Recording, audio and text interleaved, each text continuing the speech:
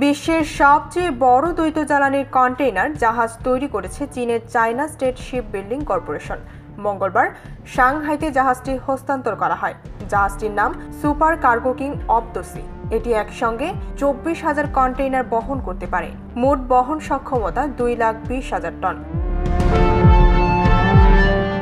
জাহাজটি তরল প্রাকৃতিক গ্যাস দিয়ে চলে। একটানা 20,000 নটিক্যাল মাইল পথ পাড়ি দিতে পারবে এটি। হুতং চং হুয়া শিপ বিল্ডিং কোম্পানির কর্মকর্তা ওয়াং চিংহাই বলেন, জাহাজটি খুবই আধুনিক, এটি পরিবেশ বান্ধব এবং এর ধারণ ক্ষমতাও বেশি। একটি জাহাজ 4 থেকে 5 মাসে তৈরি করা যাচ্ছে বলেও জানান তিনি। কোম্পানির আরেক কর্মকর্তা লিও চুয়েতং জানান, জাহাজটি আমরা নির্ধারিত সময়ের 6 মাস আগেই তৈরি করে হস্তান্তর করেছি। ডেস্ক রিপোর্ট, ভোরের পাতা।